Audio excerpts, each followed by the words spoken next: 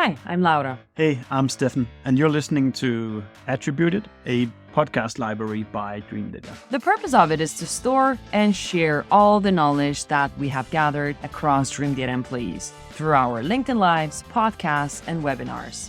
The typical topics you'll find here can be stuff like marketing, Sales, B2B ads, operations, social selling maybe.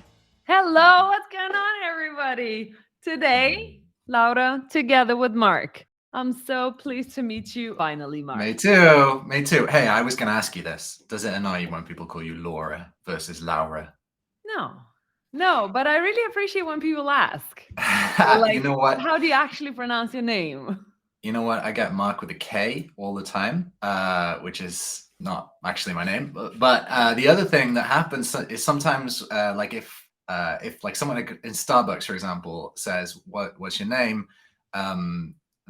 I'll say Marc with a C, and every now and again, someone adds the C to the start of the name and spells it with a K at the end. So Marc. I've actually just stopped telling people my real name, and I basically never give my real name anymore. I just tell people I'm Lou Reed.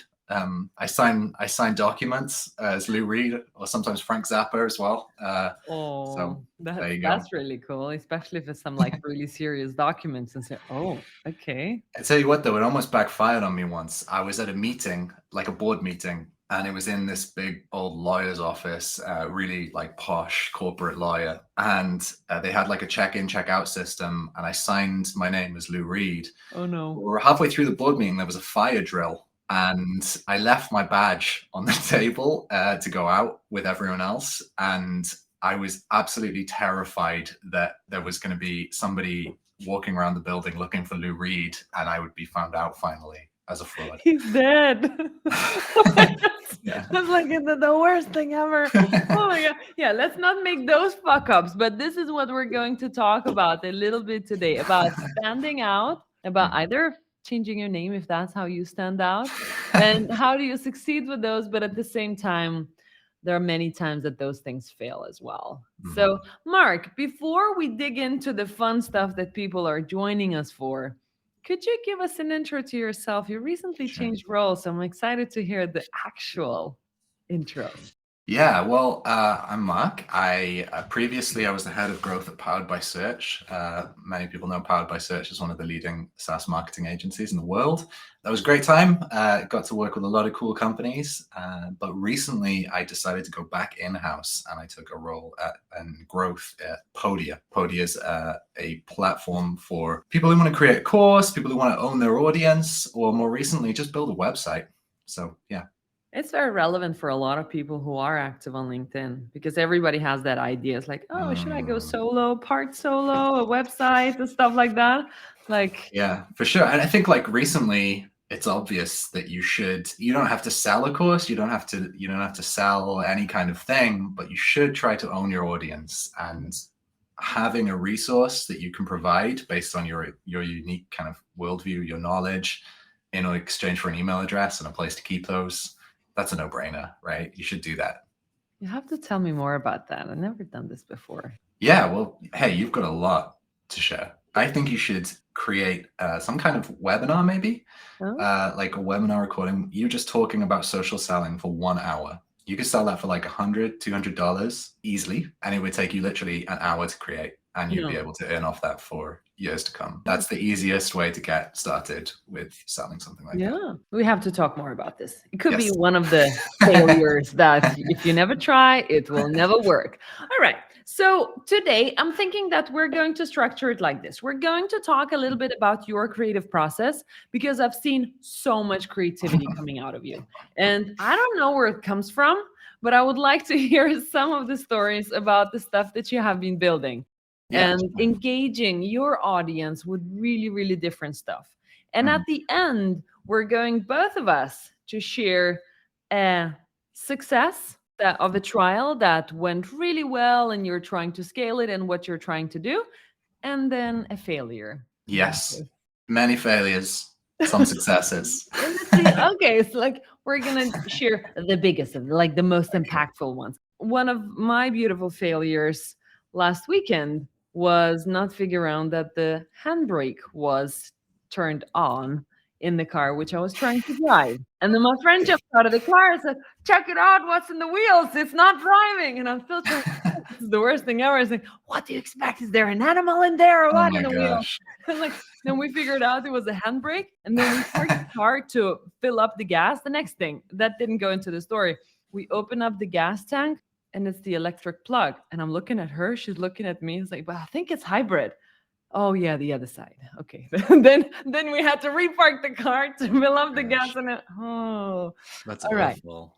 Let's talk about your creative process, Mark. Sure. So, where does it come from? I think I've always been a kind of an oddball. If I'm honest, I've never been normal as a person. So nothing about me is normal. But I think, you know what, for a long time, I sort of kind of like hid that parts of my personality and kind of behaved as a very straight-laced sort of like corporately acceptable person. Oh, yeah. And I tell you what it is. Recently, I have just decided to not do that anymore, and just be okay with being an oddball, but like a nice one rather than a socially awkward one. But what triggered that? Because it is also a step a lot of people are struggling with. The thing, okay, Yeah. maybe I'm weird or the surroundings are weird. How Yeah. come you figured out, okay, I'm going as I am? You know what? I think what I kind of came to is that there's like there's this story that you tell yourself, which is basically like, if I stand out and it fails, then it's going to damage my career in some way that I can't quite articulate, but it'll probably be disastrous. So I'll give you an example there. So I previously ran a startup. We created a tool which would do like real-time voting and surveys and stuff. So you could be at an event and you could put the big results on the wall, but also you could run these like massive kind of public sector surveys, all that kind of stuff. It was basically an all-purpose survey tool. Now, I got into that almost by mistake. In fact, we just ended up raising money and we didn't really have like a specific customer in mind. We didn't really have an actual use case. There were lots of use cases. And at the end of the day, we raised this money and it kind of like, it made me terrified of failing in public because I was like, this business got valued at like an unusual amount for a company with no customers. And if I fail now, everyone will know that I'm like real dumb. Like I'm not like a smart person. And so I kind of was like, well, what I'll do is I just won't make any choices that will make me stand out because, you know, at some sort of subconscious level, maybe I was like, if I fail while I'm doing the same thing as everyone else, it's just like, oh, well, at least you tried, you know? Yeah. Whereas if I stand out, I'm like, I'm out there. Like the guy who stands out, the pioneer gets killed, killed by a bear. And I realized, I think over the last couple of years, I've kind of been working this out in my system. I realized, you know what, like, you can either die like it with everyone else, basically not standing out. Everyone's just middle, or you could be out there with the bears and like maybe you kill a bear and everyone's like, that guy killed a bear. That was pretty cool, right? So that's for me. I was just like, this isn't going anywhere anyway. Yeah. So why not why not potentially, you know, kill some sort of bear and make a statement? I don't condone the killing of bears. And then now we're talking like pretty relative stuff. A beer might kill you or stuff, but when you decide, okay, I'm going to put it out in public and so on. So for your personality and the way you are, how do you innovate? Like the thought process of it all. Where are those thoughts born and how do you do that? Well, do you know what? Like the first thing that I did really that I really leaned in on this was making music videos. That I think is the thing that most people now associate me with if they see me on LinkedIn. And I actually love music and I'm deeply into music, but I've never really been interested in saying like, I can create music. And I thought to myself, maybe I just surprise people here and I can actually play all these instruments and stuff that I've been just doing privately in secret for years. And, you know, I can create stuff that people are like, I didn't expect that. For me then, like, it really just is basically drawing on my interest, which is like either music, and specifically I like post-punk music, or it's like, well, you know what?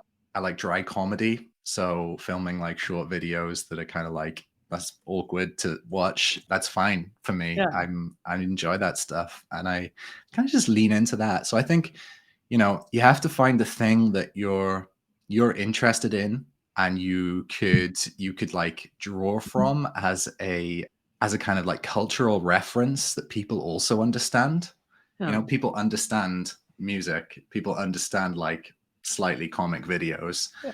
but I'm really into that stuff. So I thought, why don't I just do some of that? Very, very nice. And you've got some compliments already in the comments. So lots of respect for your creativity that goes into your content. No idea how good the blend of good value and entertainment. And let's move the conversation that way. So you're in marketing and you're still expected to be like a serious guy who reaches the goals and is helping the sales team to close the deals, like all the stuff that we're talking about, pipeline and attribution, and I don't know. But then you blend in your creativity with that. So how does your working process and the balance work in that way? This is really interesting. I've just been doing like a brainstorming activity for campaign ideas for Podia. So very timely.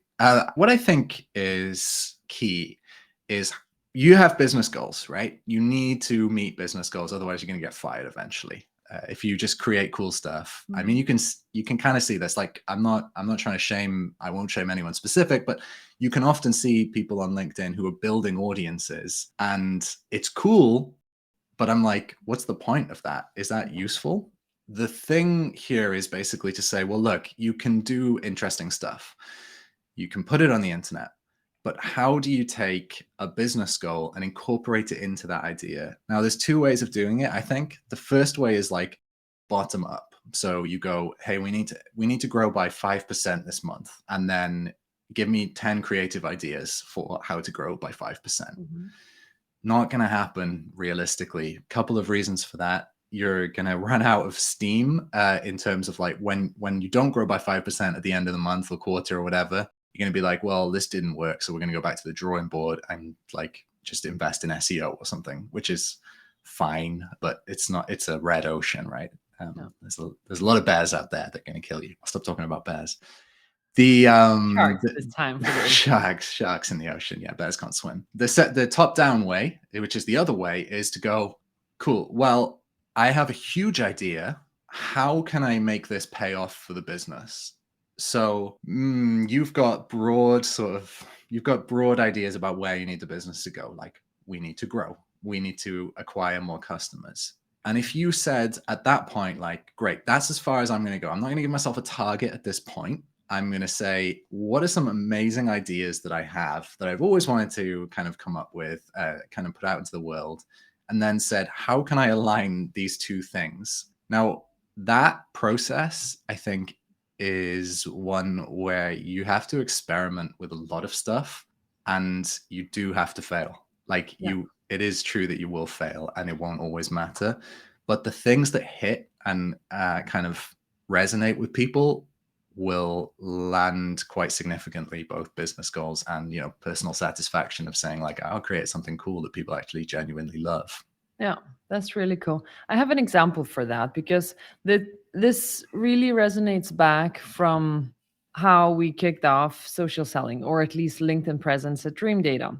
And how did I land doing video? So one of the things is that our CMO, Stefan, well, he knows the numbers, what we need to hit, and how much does LinkedIn matter for organic social. And we're selling an attribution platform. I mean, everybody has to know the word and to like think, okay, these guys are this face and that face, this is what it means. It means attribution. And then he comes over to me and says, okay, now we're getting off with LinkedIn. He's looking at me and said, Laura, dude, you're going on video. And he's like kind of, I don't want to do video, but he knows I'm in sales. And it's like, yeah. He's like, do you dare? What do you mean? Like, but in his mind, video means engagement. Video means people will remember the face and the word attribution in the same thing. And then you will continue building up that brand. It's like, let's ride on the wave because people remember this. And since we have tried out to go on video, it's like, okay, this is working. And then a clever CMO, then he started to do video. after around a year after I was doing this, he started to Wow. do product videos. Okay. And those took off. Yeah. People started to see even more of like this stuff in us on video. So kind of big goals, but go try stuff out or get somebody else Yeah. in the team to try it out. I think your example is really good actually, because I think I first learned about Dreamdata because of seeing a video of you running in San Francisco or something like that, and I messaged you and said that like that looks amazing. I'd love to run along the harbor or something. Is it Port Bay?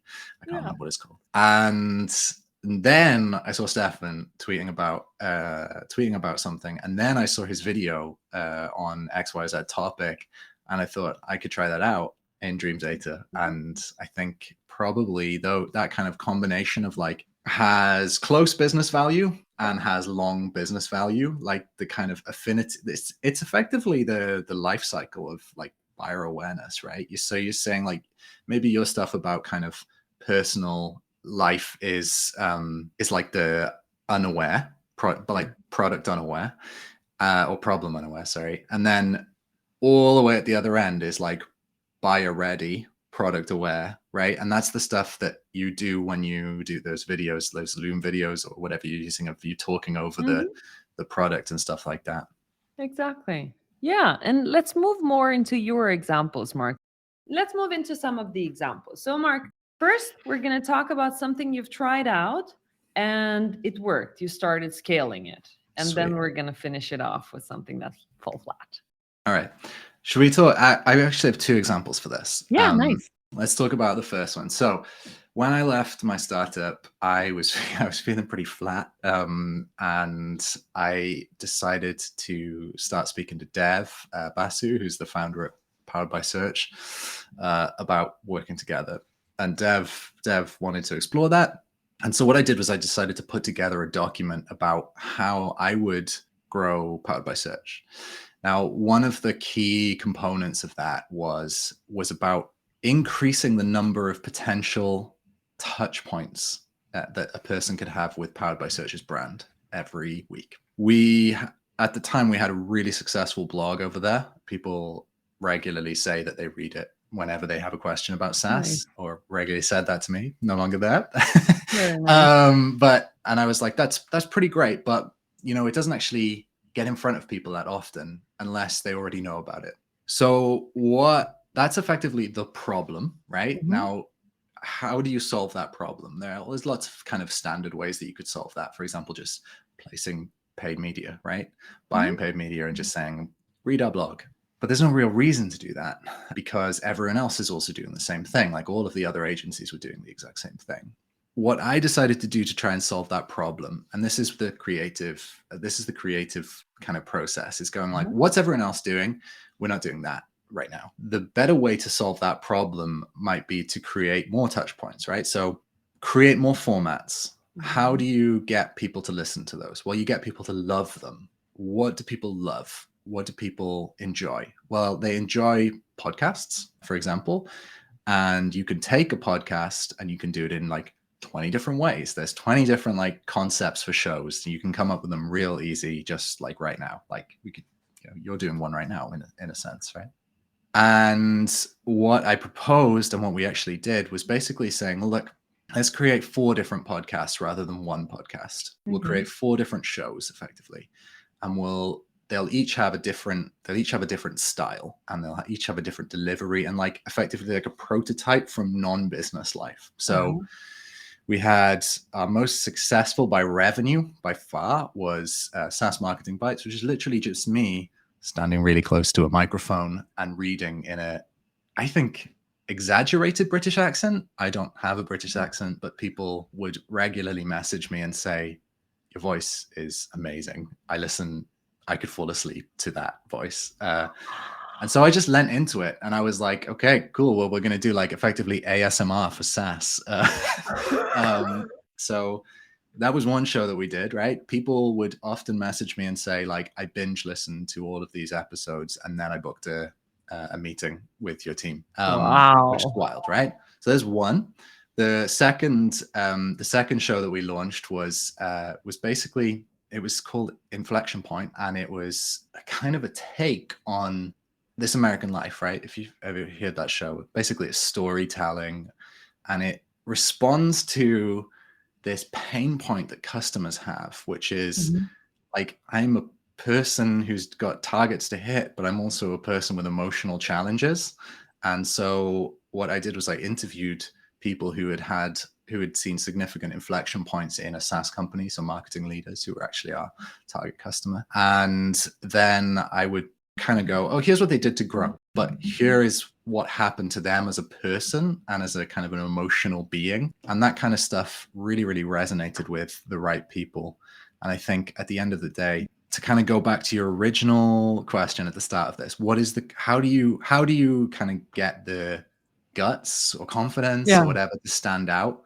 The only way that you can really do that and find brilliant stuff and actually go off and do it is if you deeply understand the pains and the thoughts that your customer might actually have. And that goes beyond just doing a round of interviews. It's more like, I'm going to be in your life. Yeah. I'm not creepy here, but I'm going to be watching what you do with the product. I'm going to Yeah. be seeing what you do on social media. I'm going to be listening to your interviews. I'm going to be like messaging you. And, you get close to your customer and you learn that they're not just trying to grow a SaaS company. They're trying to like live a happy life, Yeah. or, they cry themselves to sleep at night because they're so stressed or whatever. Like it sounds almost like a joke, but it's incredibly common, right? I It mean, is. I'm go for it. I would like to add to that, it goes the other way around as well. So they are in your universe life, but you do the other way around. It's like, now I'm thinking, when you listen to those podcasts, you listen to them while running, while walking the dog, or stuff like that. It's like, okay, so I'm in your life, but you're in mine.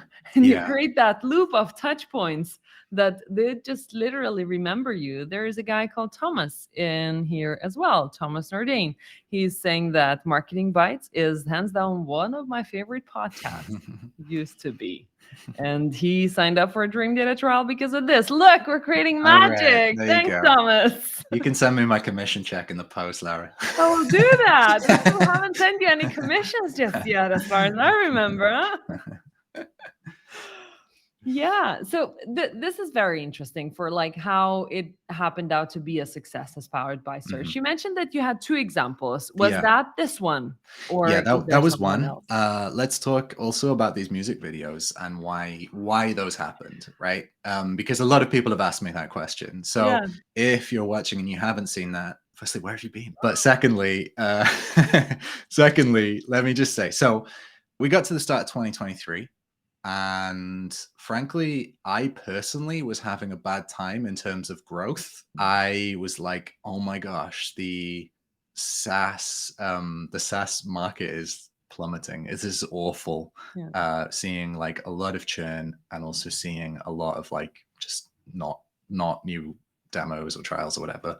And I was like, this isn't just me, right? It's not just me on my own. Everybody is having a bad time. And we talked about it a lot internally. And actually, Dev was on leave. He went on holiday for a break to India, and I was like, not that Dev ever stopped me from doing anything, but I often check ideas, or I checked ideas with Dev to see, hey, what do you think about this? Dev was away, so it was like flying free. That's And lucky.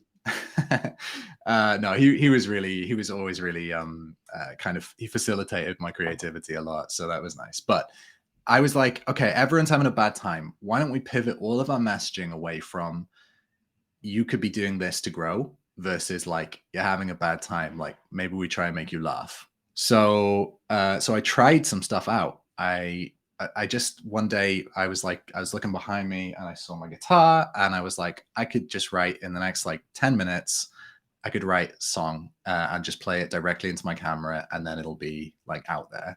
I can't even remember what it was, but people like sort of were like, oh my gosh, this was good. I didn't know you could do this. And I thought to myself, maybe that's kind of like a signal for me.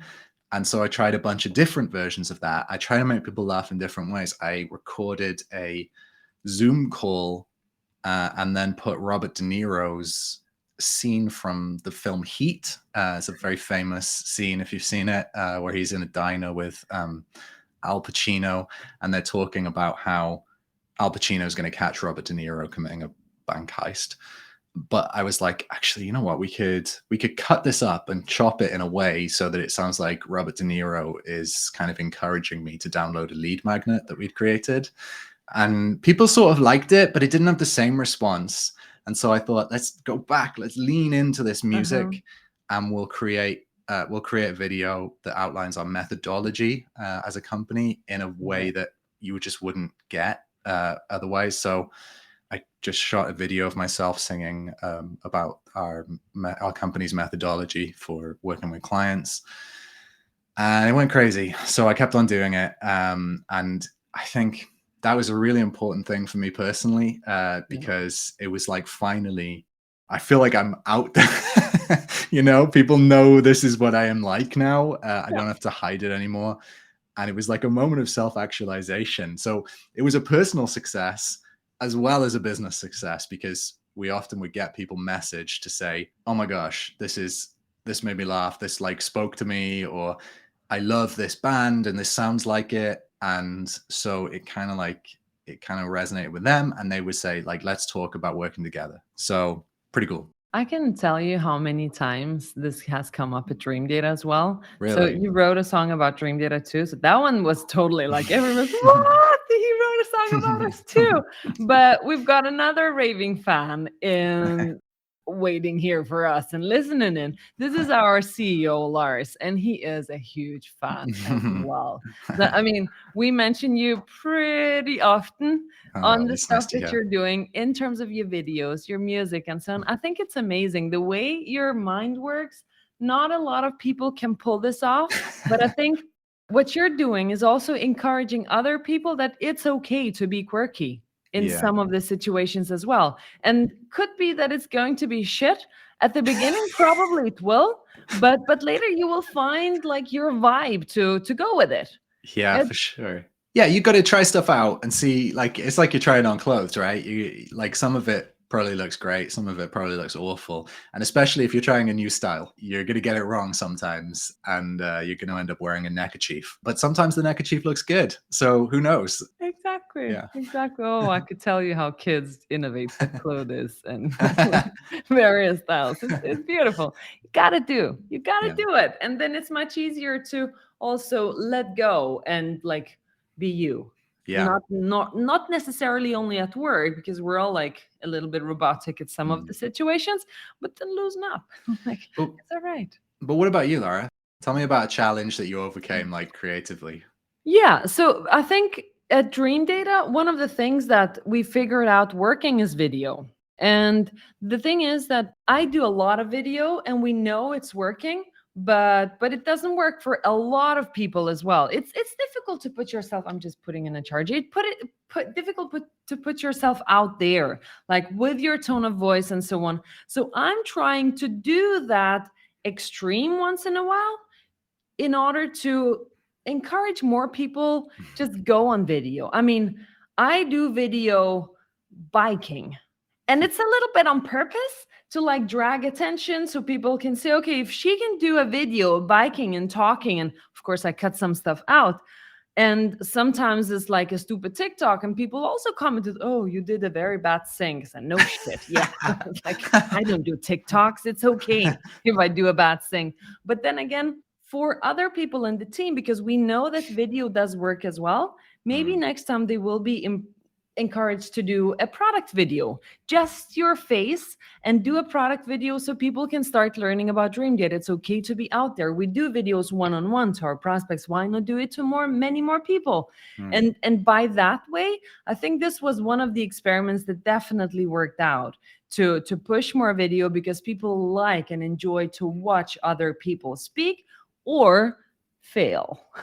Like, I wonder when she's going to fall off that bike, huh? For sure. Oh my gosh. Well, there's a video for you, right? Just fall off your bike. Hey, so I have a question about this process for you. My perception is that there is a cultural difference for Scandinavian countries, including Denmark, Denmark Scandinavian? I think it is, yeah. It's pretty much as Scandi as you get, which is that corporate culture is often like try not to kind of stand out or put your head above the parapet or whatever. I mean, how do you think about that in terms of your, firstly, is that true? And secondly, how do you think about that in terms of your target market and your ICP? Very good point. Well, if we take it from the other way around, our ICPs, or most of them are marketers or operations. And even if those were lawyers, they're still people. They still like video, they still like some quirky stuff and so on. Not too much, but if you're too professional, you do blend in. Just like you were speaking about that before. You blend in, it's boring, and we're all the same. Let's try not to do what everybody's doing. We will follow that because we will see what's working. But at the same time, let's do stuff that probably will not work or otherwise will just stand out, which is nice. Danish corporate culture is a bit different than the rest of Scandinavia, or especially like if you start looking down to Germany as well. It's Yeah. I'm not looking down to I'm looking down on the map. on the map. No, but it's kind of, it's okay to stand out even towards your leadership. It's okay to say how things are directly to your manager or to your colleague and so on. Sometimes a little bit too, I wouldn't call it aggressive, but it's very direct. But if you go to Sweden, it goes totally different. But it hits the chord for everybody. If you are like yourself, not offensive to anybody, but a little bit more entertaining and a little bit more up the energy, like I'm talking right now, then people do capture it. I mean, if we were just doing the podcast voice or Nice. Is that your impression of me? No, it's not. But you do have to balance it just like you do it. So yeah, for sure. It's like a 1-2 punch, right? I'm using a lot of analogies that I would never use in real life on this call, but like you could package something funny and something serious. This is another point that I kind of sort of think a lot when I look at LinkedIn in particular, and people doing company stuff on TikTok. I often think to myself, like, your concept there is like pretty bad because it isn't you. So a classic example that I use is like dressing the CEO up in a chicken suit, right? People go, oh, that'll be funny. It'll interrupt the kind of frame. And in some cases, maybe it is funny, but the reality is you shouldn't do it just because you think it's going to be funny, like, and different, because chicken suits cost $25 on Amazon. Like, anyone can buy one and dress up as a chicken and sort of lose a little bit of dignity on LinkedIn. But if it responds to somehow your customer's fear or like need, that makes sense. And then you can use that as a vehicle for a more serious business orientated message, maybe in the text or maybe in some sort of like, I'll give you an example. ClickUp. Yeah. I love ClickUp's creative. They do a lot of ad creative, which is video. Recently, I saw one that they did, which really I loved. It was about AI and about the progression of AI and how fast it's moving. There's two guys sitting at a desktop, and AI is basically evolving. They have GPT-3, then GPT-4, then GPT-5 and 10, and then GPT-20, it becomes like the world government and is trying to take over the world, and there's red lights flashing, and these two guys at computers are like, do you think this is okay? It must be the end. And then the final scene is GPT whatever asking, does anyone know how to use Jira? So it could take over the world, but it still can't use Jira, which is both funny and extremely business oriented, because that is one of ClickUp's big kind of enemies effectively in the market. So it can do both, but it has to respond to your customers' needs, right? Which is what you're saying. Absolutely love that. Definitely. Mark, let's talk about the times that it failed. I'm sure you've got a lot. Let's take one. Yeah, many failures in life, but one that kind of sticks out to me now, because it was a time when I didn't really understand my customer closely enough. I did something because I heard it on a podcast. I thought, I'll try that. That sounds interesting. And I didn't validate it with any kind of research about my customers. And I just thought it's probably fine. So at Dupol, we had a landing page that was Dupol was my startup. We had a landing page that was converting pretty well. It converted like 10% of people to accounts, and then it was a pretty high activation rate. So not bad for a homepage on a website, but I thought we could get that up. I thought we could get that up to like maybe 20%. And so I was thinking about ways that we could do this. And one of the things that I thought was, why is it that SaaS websites are so heavy on like screenshots and like customer testimonials and stuff when like people mostly read down the screen? And so I thought to myself, I'm going to just write a big paragraph of text and see what the performance is. I'm going to put a sign up button there. And I'm going to make it like a big old-fashioned ad. Old-fashioned, not really. I mean, like a big block of text on a magazine page. And the headline of it was 2020, I think, right? 2020 coronavirus started. I lose track, and everyone was panicking about everything in life. And I thought, I think this will respond to people's pains if I make the headline of the page, "You're having the worst year of your life," and that was the whole headline. And I was like, that's going to catch people's attention when they land on this. We've got enough traffic that this will be good. And so we did an A/B test.